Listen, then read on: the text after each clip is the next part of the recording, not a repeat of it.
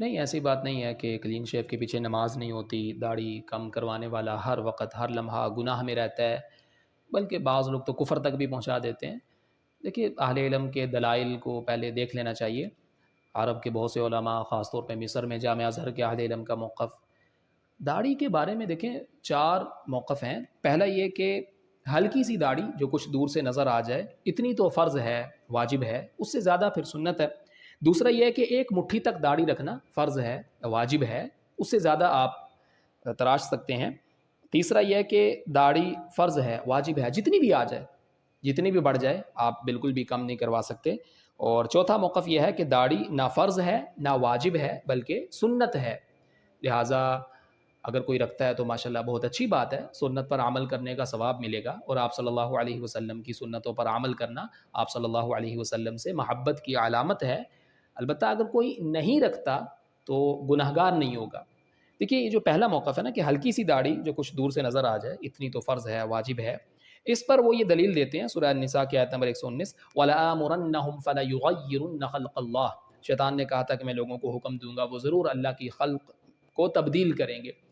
اب وہ یہ کہتے ہیں کہ دیکھیں داڑھی صرف مرد کے چہرے پر آتی ہے، اور اگر وہ کلین شیو ہو جائے، داڑھی کے بالوں کو بالکل صاف کر لے تو یہ اللہ کی خلق کو تبدیل کرنا ہے، اللہ کی تخلیق کو چینج کرنا ہے، اور یہ تو حرام ہے۔ لہٰذا ہلکی سی داڑھی تو فرض ہے، واجب ہے، تاکہ اللہ کی خلق کو تبدیل کرنا نہ ہو، اللہ کی تخلیق کو چینج کرنا نہ ہو۔ لیکن دیکھیں اس موقف پر اس آیت کو دلیل بنانا بڑا کمزور ہے۔ اس کی وجہ یہ ہے کہ یہاں پر اللہ کی خلق کو تبدیل کرنے سے مراد جسٹ چینج کرنا نہیں ہے، بلکہ اس کو خراب کرنا ہے، برباد کرنا ہے، بدصورت بنانا ہے۔ اب دنیا میں ہر مخلوق کو تو چینج کر رہے ہیں۔ سورہ لقمان میں آپ دیکھیے، خلق السماوات بغیر عمد ترونها، اسی نے پیدا کیا آسمانوں کو بغیر ستونوں کے جو تمہیں نظر آئیں، والقا فی الارض رواسی ان تمید بکم، اور زمین میں پہاڑ جما دیے تاکہ وہ تمہیں لے کر ادھر ادھر نہ ہلے، وبث فیہا من کل دابہ، اور ہر طرح کے جانور زمین میں پھیلا دیے، وانزلنا من السماء ماء، اور ہم نے آسمان سے پانی برسایا، فانبتنا فیہا من کل زوج کریم، اور زمین میں قسم قسم کی عمدہ چیزیں اگا دی، ھذا خلق اللہ، یہ اللہ کی خلق ہے، فارونی ماذا خلق الذین من دونہ، اب دکھاؤ مجھے اس کے علاوہ دوسروں نے کیا پیدا کیا ہے، بل الظالمون فی ضلال مبین، بلکہ یہ ظالم واضح گمراہی میں ہے۔ تو اب دیکھیے کہ ان آیات میں خلق السماوات، اللہ نے آسمانوں کو تخلیق کیا، یہ والقا فی الارض رواسیہ، زمین میں پہاڑوں کو جما دیا، زمین میں جو پہاڑ اللہ تعالیٰ نے بنائے ہیں، اور بث فیہا من کل دابہ، جو ہر طرح کے جانور زمین میں نظر آتے ہیں آپ کو، وانزلنا من السماء ماء، اور آسمان سے جو اللہ نے پانی برسایا ہے، فانبتنا فیہا من کل زوج کریم، اور زمین سے جو عمدہ طرح طرح کی نباتات اگائی ہیں، یہ سب کیا ہے، ھذا خلق اللہ، یہ اللہ کی خلق ہے۔ اسے اللہ تعالیٰ نے کیا فرمایا، ھذا خلق اللہ، یہ اللہ کی خلق ہے۔ تو کیا اب دنیا میں جہاں بھی پہاڑوں کو تراش کے راستے بنائے جاتے ہیں، وہاں پہ تو آپ یہ نہیں کہتے کہ یہ تو اللہ کی خلق ہے، اس میں تبدیلی حرام ہے، پہاڑوں کو ویسے ہی رہنے دیا جائے، پہاڑوں کو کاٹ کے راستے نہ بنائے جائیں، یہ تو اللہ کی خلق میں تبدیلی کرنا ہوگا، اللہ کی تخلیق کو چینج کرنا ہوگا، یہ تو حرام ہے، یہ تو شیطان نے کہا تھا کہ میں لوگوں سے اللہ کی خلق میں تبدیلی کرواؤں گا۔ تو پہاڑ زمین میں اللہ کی خلق ہے نا، ھذا خلق اللہ، یہ اللہ کی خلق ہے، تو پہاڑوں کو تراش کے راستے بنانا یہ اللہ کی خلق میں تبدیلی نہیں ہے۔ اور آسمان سے جو پانی اللہ نے برسایا ہے اسے فلٹر کرنا، پینے کے قابل بنانا، کیا یہ اللہ کی خلق میں تبدیلی نہیں ہے؟ یہاں پہ تو کوئی نہیں کہتا کہ اللہ کی تخلیق کو چینج کیا جا رہا ہے، یہ تو حرام ہے۔ اور زمین سے جو طرح طرح کی عمدہ نباتات اگتی ہیں، آپ جو ساگ کو گھوٹ گھوٹ کے پکاتے ہیں، تو کیا وہ اللہ کی خلق کو تبدیل کرنا نہیں ہے؟ اللہ کی تخلیق کو چینج کرنا نہیں ہے؟ بھئی لوہا اللہ تعالیٰ نے تخلیق کیا، آپ اس سے کیا کچھ بناتے ہیں، کون سی تخلیق کو آپ چینج نہیں کر رہے؟ دنیا میں کون سی اللہ تعالیٰ کی خلق ہے جسے آپ تبدیل نہیں کر رہے؟ تو وَلَآمُرَنَّهُمْ فَلَيُغَيِّرُنَّ خَلْقَ اللَّهِ، شیطان نے کہا تھا میں لوگوں کو حکم دوں گا وہ اللہ کی خلق کو تبدیل کریں گے، مراد ہے برباد کرنا، خراب کرنا، نقصان پہنچانا، بدصورت بنانا۔ جسٹ چینجنگ، جس میں بدصورت بنانا نہ پایا جائے، خراب کرنا، تباہ کرنا، نقصان پہنچانا نہ پایا جائے، وہ مراد نہیں ہے۔ لہٰذا داڑھی کے بال صاف کرنے پر وہ آیت فٹ کر دینا یہ بڑی کمزور دلیل ہے۔ اور دوسرا موقف کیا ہے کہ 1 مٹھی تک داڑھی رکھنا فرض ہے یا واجب ہے، اور تیسرا ہے کہ داڑھی جتنی بھی بڑھ جائے اسے بالکل کم نہیں کروا سکتے. ان دونوں کی دلیل بیسیکلی صحیح بخاری کی حدیث عن ابن عمر عن النبی صلی اللہ علیہ وسلم قال، عبداللہ بن عمر رضی اللہ عنہ فرماتے ہیں کہ نبی صلی اللہ علیہ وسلم نے فرمایا خالف المشرکین وفر اللحى واحفوا الشوارب، مشرکین کی مخالفت کرو، داڑھی چھوڑ دو، مونچھیں کم کرواؤ. وکان ابن عمر اذا حج او اعتمر قبض على لحيته فما فضل اخذه، عبداللہ بن عمر رضی اللہ عنہ جب حج یا عمرہ کرتے تو اپنی داڑھی مٹھی میں پکڑتے اور جو زیادہ ہوتی اسے کاٹ دیتے. اب جو کہتے ہیں کہ ایک مٹھی تک داڑھی رکھنا فرض ہے، واجب ہے، اس سے زیادہ آپ کٹوا سکتے ہیں، وہ اس حدیث کے ساتھ عبداللہ بن عمر کے اس عمل کو بھی ملاتے ہیں کہ آپ صلی اللہ علیہ وسلم نے فرمایا وفر اللحى، داڑھی کو چھوڑ دو، بڑھنے دو، اور عبداللہ بن عمر ایک مٹھی تک بڑھنے دیتے تھے، اس سے زیادہ کاٹ دیتے تھے. لہٰذا سے ثابت ہوتا ہے کہ ایک مٹھی تک فرض ہے، واجب ہے، اس سے زیادہ آپ کٹوا سکتے ہیں جیسے عبداللہ بن عمر کٹواتے تھے. اور جو یہ کہتے ہیں کہ جی بالکل نہیں کٹوا سکتے، جتنی بھی بڑھتی ہے بڑھنے دو، داڑھی کو کم کروانا بالکل بھی جائز نہیں ہے، جتنی بڑھتی ہے وہ فرض ہے، واجب ہے، تو وہ یہاں پر عبداللہ بن عمر کے اس عمل کو قبول نہیں کرتے. وہ کہتے ہیں کہ آپ صلی اللہ علیہ وسلم نے فرمایا وفر اللحى، داڑھی کو بڑھنے دو، چھوڑ دو.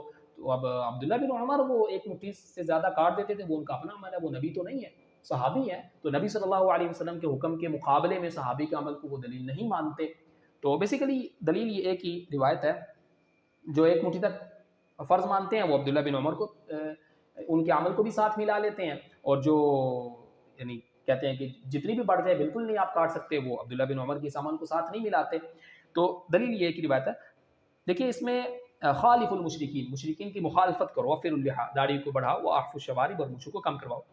لیکن اس موقف پر یعنی داڑھی کو فرض یا واجب قرار دینے پر یہ اس روایت کو بھی دلیل بنانا بڑا کمزور ہے، کیونکہ اس حکم کی علت کیا ہے؟ مشرکین کی مخالفت. اور جس حکم کی علت صرف غیر مسلمین کی مخالفت ہو وہ حکم فرض یا واجب درجے کا نہیں ہوتا. جس حکم کی علت، جس حکم کی بنیاد صرف غیر مسلمین کی مخالفت ہوتی ہے وہ حکم فرض یا واجب درجے کا نہیں ہوتا. دیکھیے اس روایت میں کیا ہے؟ خالف المشرکین وفر اللحى واحفوا الشوارب، مشرکین کی مخالفت کرو اور ان کی مخالفت میں داڑھی کو بڑھاؤ اور مونچھوں کو کم کرواؤ. تو اس حکم کی علت بنیاد کیا ہے؟ مشرکین کی مخالفت. اور جس حکم کی علت بنیاد صرف غیر مسلمین کی مخالفت ہو وہ فرض یا واجب درجے کا نہیں ہوتا. اس پر دیکھیں ہم دو مثالیں عرض کرتے ہیں کہ آپ صلی اللہ علیہ وسلم نے فرمایا ان الیہود والنصارى لا يسبغون فخالفوهم، یہود و نصارہ خضاب نہیں لگاتے، تم ان کی مخالفت کرو. یعنی بالوں میں وہ کلر نہیں کرتے، بالوں کو سفید ہی رہنے دیتے ہیں، تم بالوں کو سفید نہ رہنے دو، بالوں میں خضاب لگاؤ، کلر کرو، یہود و نصارہ کی مخالفت کرو. یہ ان کے ساتھ مشابہت ہوگی نا اگر بال سفید رہنے دی جائے. اور آپ صلی اللہ علیہ وسلم نے فرمایا غیروا الشیب ولا تشبہوا بالیہود، بڑھاپے یعنی سفید بالوں کو بدل دو، یعنی کلر کر لو، خضاب لگا لو، بالوں کو سفید نہ رہنے دو، یہودیوں کی مشابہت اختیار نہ کرو. یعنی سفید بال رکھنا یہ یہودیوں کے ساتھ مشابہت ہے. اب کتنے لوگ آپ دیکھیں گے کہ داڑھی سفید ہے، سر کے بال سفید ہیں، یہ بھی تو یہودیوں کے ساتھ مشابہت ہی ہے نا. اچھا وہ حدیث یاد ہے کہ خالف المشرکین وفر اللحى واحفوا الشوارب، مشرکین کی مخالفت کرو، مشرکین کی مخالفت میں داڑھی کو بڑھاؤ، داڑھی کو چھوڑ دو اور مونچھوں کو کم کرواؤ. اور لیکن خود داڑھی کیا ہے؟ سفید ہے، سر کے بال سفید ہیں. حالانکہ یہ بھی تو یہودیوں کے ساتھ مشابہت قرار دی نا آپ صلی اللہ علیہ وسلم نے.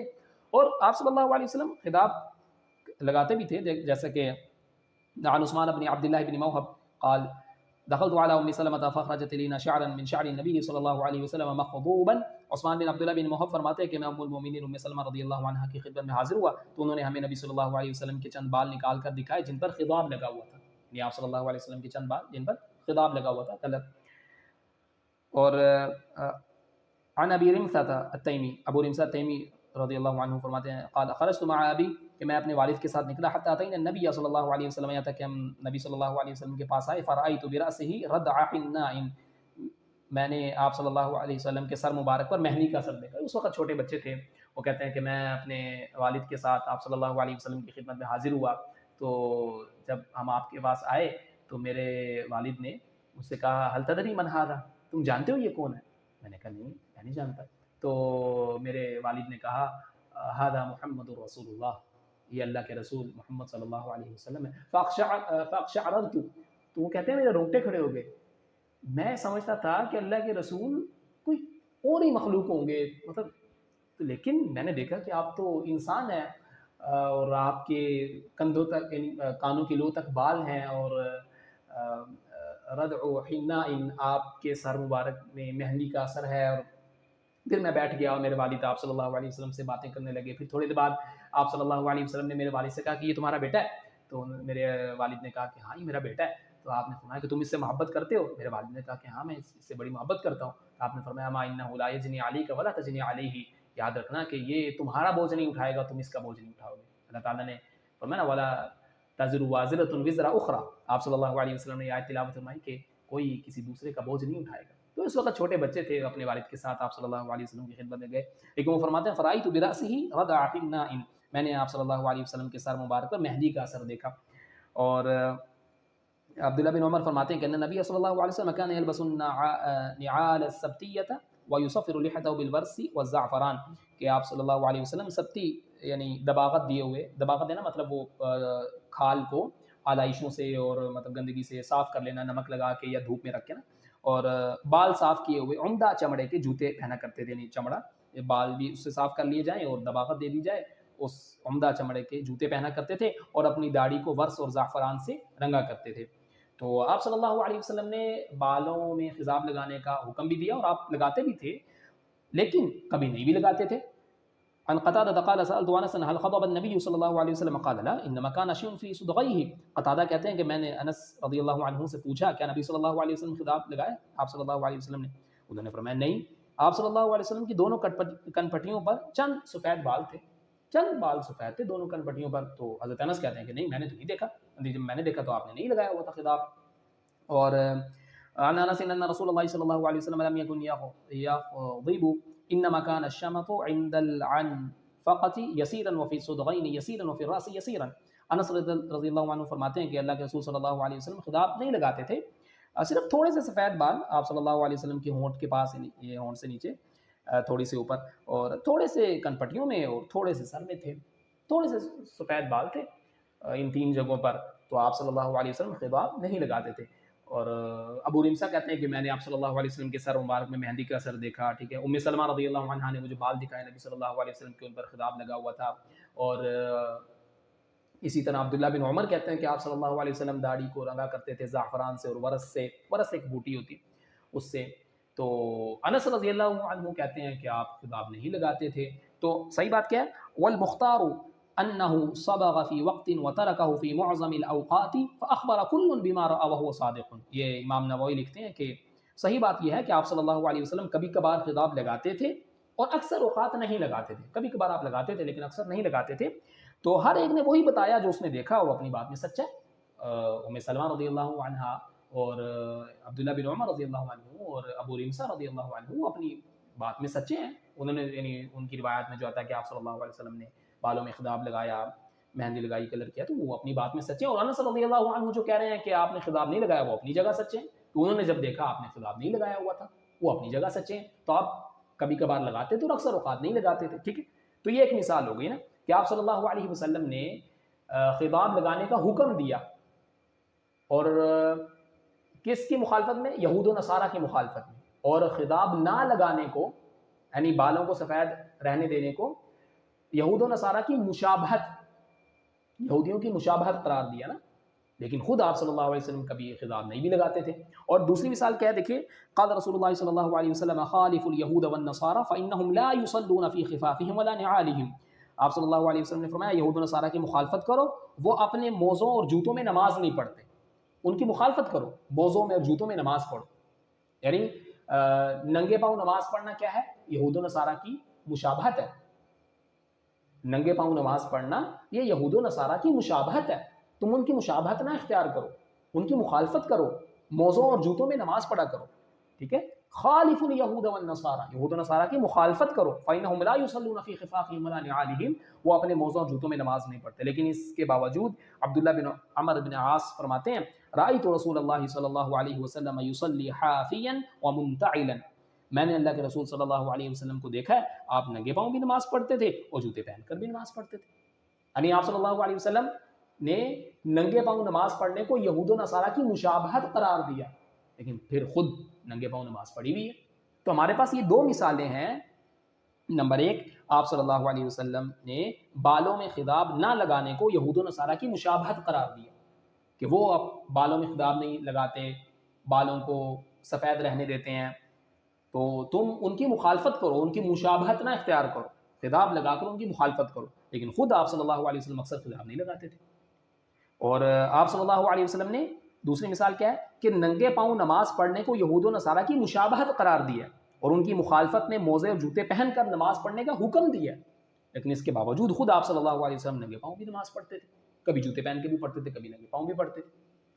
تو اگر غیر مسلمین کی مخالفت واجب ہوتی اور ان سے مشابہت حرام ہوتی تو آپ صلی اللہ علیہ وسلم سفید بال آنے کے بعد ہمیشہ خطاب لگاتے، کبھی کبھار نہیں، آپ ہمیشہ لگاتے، اور آپ کبھی بھی ننگے پاؤں نماز نہ پڑھتے۔ اگر مشابہت حرام ہوتی، اگر یہود و نصارہ کی، مشرکین کی، غیر مسلمین کی مخالفت واجب ہوتی، ان سے مشابہت حرام ہوتی، تو آپ کبھی بھی ننگے پاؤں نماز نہ پڑھتے، آپ ہمیشہ جوتے پہن کے نماز پڑھتے، کیونکہ ننگے پاؤں نماز پڑھنا تو یہود و نصارہ کے ساتھ مشابہت ہے نا، اور بالوں کو سفید رہنے دینا تو یہود و نصارہ کے ساتھ مشابہت ہے نا۔ آپ تو ہمیشہ خطاب لگاتے پھر، لیکن آپ صلی اللہ علیہ وسلم نے ہمیشہ خطاب نہیں لگایا، کبھی کبھار لگاتے تھے، اور آپ نے ہمیشہ جوتے پہن کے نماز نہیں پڑھی، کبھی ننگے پاؤں بھی نماز پڑھتے تھے۔ تو اس سے پتہ چلتا ہے کہ جس حکم کی علت، جس حکم کی بنیاد غیر مسلمین کی مشابہت ہو، جو غیر مسلمین کی مشابہت کی وجہ سے حکم دیا جاتا ہے، ان کی مخالفت میں حکم دیا جاتا ہے، وہ فرض یا واجب نہیں ہوتا، وہ مستحب درجے کا ہوتا ہے۔ آپ کر لیں تو اچھی بات ہے، ثواب ملے گا، نہ کریں تو بھی ٹھیک ہے۔ تو لہٰذا وہ جو روایت ہے خالف المشرکین وغفر اللحیٰ واعف الشوارب، مشرکین کی مخالفت کرو، مشرکین کی مخالفت میں داڑھی بڑھاؤ اور مونچھیں کم کرواؤ، اس سے داڑھی کا واجب ہونا یا فرض ہونا ثابت نہیں ہوتا ہے، کیونکہ مشرکین کی، غیر مسلمین کی مخالفت جسٹ یہ حرام ہونے کی دلیل نہیں ہے، یوں ان کی مشابہت جسٹ یہ حرام ہونے کی دلیل نہیں ہے، ٹھیک ہے۔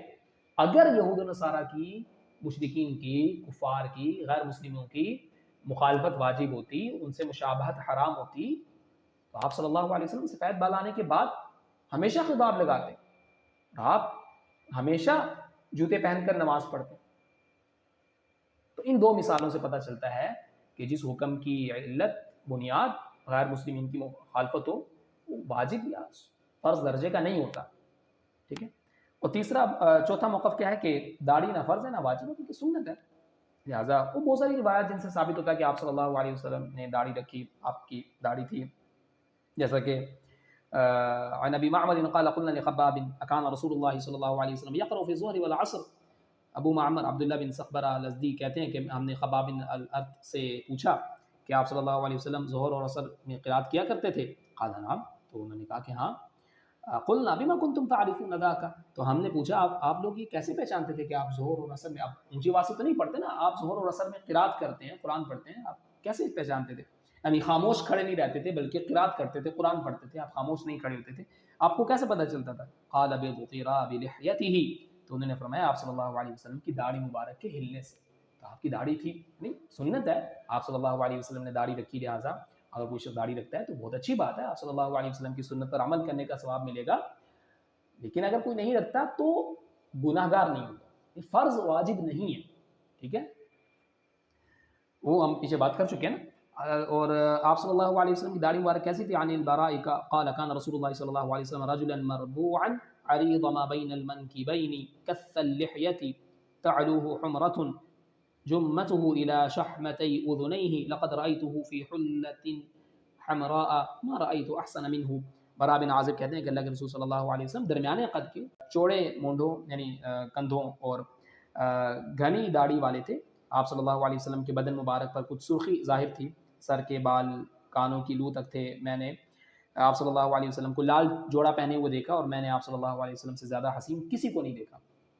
تو کث اللحیۃ، آپ گھنی داڑھی والے تھے۔ گھنی سے مراد یہ نہیں ہے کہ آپ داڑھی لمبی تھی یا ایسا نہیں ہے، دیکھیے جیسا کہ ابو عبید القاسم بن سلام یہ فرماتے ہیں کہ کث اللحیۃ الکثوثۃ ان تكون اللحیۃ غیر دقیقۃ ولا طویلۃ ولكن فيها کثافۃ من غیر عظم ولا طول۔ کث اللحیہ، کثوثت یہ کیا ہوتی ہے کہ داڑھی نہ باریک ہو نہ لمبی ہو، بلکہ اس میں گھنا پن ہو بغیر زیادہ بڑی یا لمبی ہونے کے، یعنی داڑھی زیادہ لمبی بھی نہ ہو، بڑی بھی نہ ہو، باریک بھی نہ ہو، بس اس میں گھنا پن ہو. اور جیسا کہ ابو العباس احمد بن عمر القرطبی وہ فرماتے ہیں کہ وکان کثیر شعر اللحیتی کثیر شعر اللحیتی لا يفهم من هذا انه كان طويلها فانه قد صح انه كان كث اللحیتی اي كثير شعرها غیر طویلة وكان يخلل لحیته. اور آپ صلی اللہ علیہ وسلم کی داڑھی کے بال زیادہ تھے. اس سے یہ نہ سمجھا جائے، یہ مطلب نہیں نکالنا چاہیے کہ آپ کی داڑھی لمبی تھی، کیونکہ صحیح روایات سے یہ ثابت ہے کہ آپ صلی اللہ علیہ وسلم کی داڑھی گھنی تھی. یعنی کثاثت یہ یعنی وصف روایات میں ملتا ہے آپ صلی اللہ علیہ وسلم کی داڑھی کا، یعنی داڑھی کے بال زیادہ تھے مگر لمبی نہیں تھی، اور آپ اپنی داڑھی میں خلال کیا کرتے تھے. تو آپ صلی اللہ علیہ وسلم کی داڑھی لمبی نہیں تھی اور بہت بڑی بھی نہیں تھی، بس گھنی تھی. اور یعنی بعض روایت سے معلوم ہوتا ہے کہ یعنی یہ یعنی نہر جو سینے کا اوپر والا حصہ ہے جو ہڈی ہے یہاں تک تھی. اور آپ صلی اللہ علیہ وسلم نے داڑھی رکھی، لہٰذا داڑھی رکھنا جتنی آپ کو خوبصورت لگے، اچھی لگے، کم از کم نہیں ایک مٹھی بہت اچھی بات ہے. آپ صلی اللہ علیہ وسلم کی سنت پر عمل ہے، اور آپ صلی اللہ علیہ وسلم کی سنت پر عمل کرنا آپ صلی اللہ علیہ وسلم سے محبت کی علامت ہے. لیکن اگر کوئی نہیں رکھتا تو گنہگار نہیں ہوگا. ٹھیک ہے.